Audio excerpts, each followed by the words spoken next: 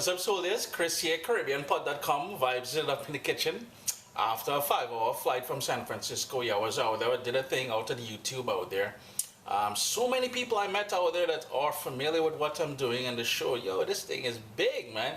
While I was out there, someone requested a coconut curry chicken recipe. Now, we just did that curry corn, so I don't want people thinking, gosh, the boys stick on this curry thing. No, this is requested. Now, I may have done coconut curry chicken before, but this, even if I did, this one here is going to be a little bit different. You're going to enjoy this one. So vibes it up, man. Coconut curry chicken. Here I have about 3.5 to 4 pounds of chicken legs with thighs, and it's been cut up into maybe about 1 to 1.5 inch pieces. You want something with bones, and you want something cut very small. Now here's the thing, this recipe also works great with chicken breast. Cut it up in small pieces. I know a lot of people have questions in regards to cooking chicken breast curry chicken breast and it becoming dry. This recipe here works great for that. It helps to have it nice and moist. But I have that chicken there. It's been cleaned. Most of the fat and all the skin has been removed. I'm going to go in with some salt, fresh ground black pepper, and later on you will see me also add some tomato. I also like adding ketchup to this. Yes, everybody has an opinion when I do that, but trust me, the acidity in that tomato will help this curry. I assure you, you don't have to question that. I have here about 1/3 of a scotch bonnet pepper that I just gave a rough chop to, and it was the bottom third. And the reason why I did that is because I'm going to get some heat, but I won't get that raw heat from the seeds and the white membrane surrounding there. Wash your hands with soap and water immediately after, or you will pay the consequences. From my garden, some fresh parsley.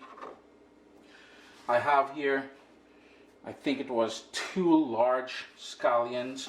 Now, if you have Caribbean green seasoning, which you would have already made from previous recipes, feel free to use it in here instead of the fresh ingredients that I'm using. It just so happened I have this in the garden and I like using it. Some fresh thyme. Just going to get rid of the woody bottoms and the tender stems. I'm going to go directly in there with.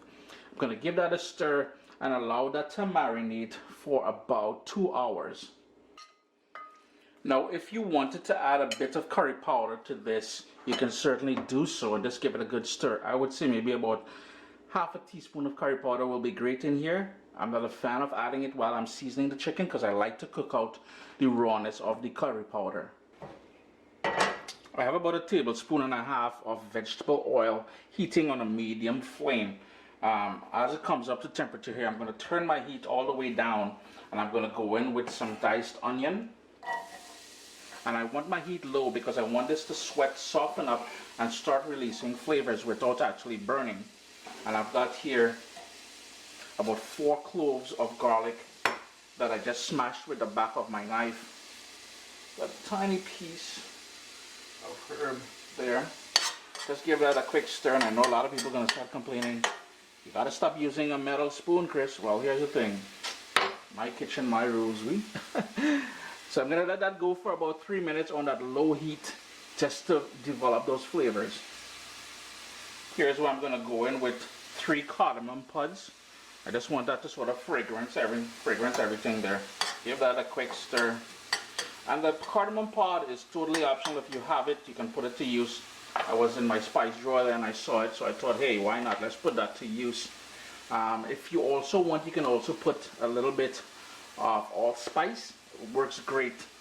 I'm going to go in now with my favorite curry powder. You can email me and ask me the name of this, and all I would say it's my blend.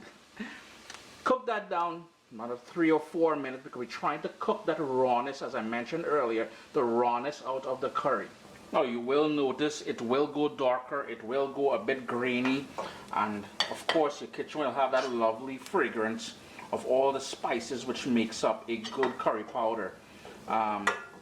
Here's where now I'm going to do things a little bit differently, and that is adding the coconut milk in here. I'm going to crank up my heat now because I want to bring that up to a boil. You can see the bubbles starting to happen there, so I'm going to give it a stir.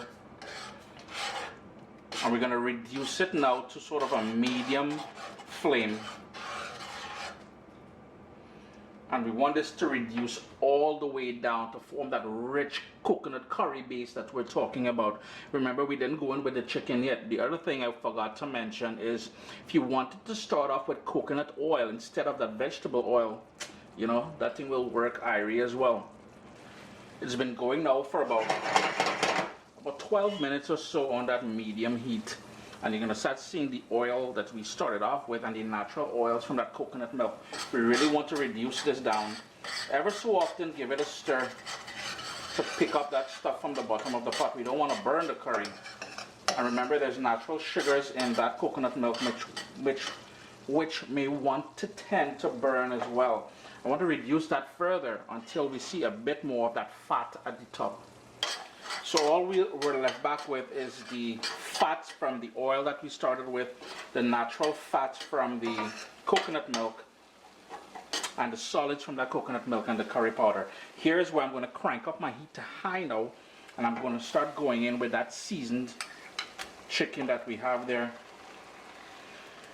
Add about 1 cup of water into the bowl that you seasoned the chicken with and we marinated it with.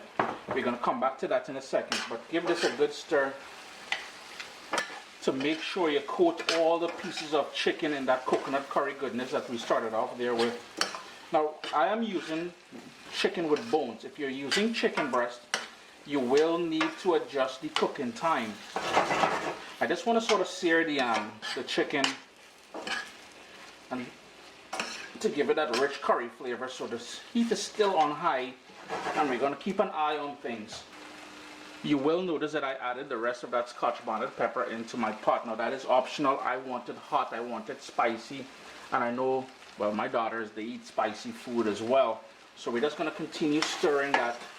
We don't want that curry to burn on the bottom of the pot, and we really want to sort of sear the chicken so the curry attaches to it.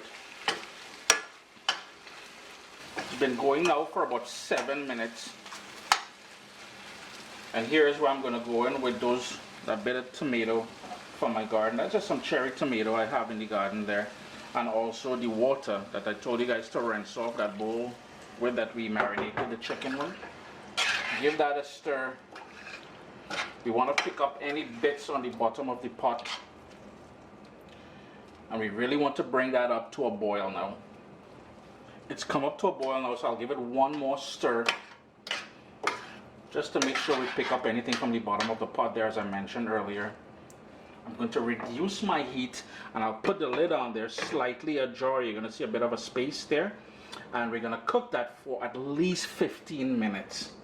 It's been going now for about 15-20 minutes or so.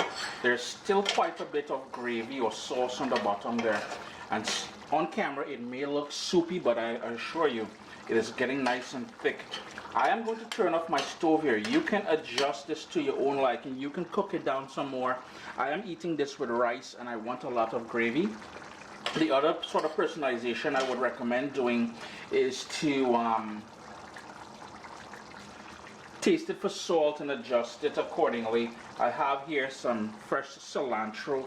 If you have shadow benny, rock the shadow benny. But Chris here, CaribbeanPot.com, probably one of the best coconut curry chicken, I was about to say shrimp, that you will ever have. Do leave comments below. I try my best to answer comments and questions and stuff like that the first 24 hours after the video goes live. Remember to hit that thumbs up and check out all the ingredients down in the description, and I'll post the printable recipe on CaribbeanPot.com.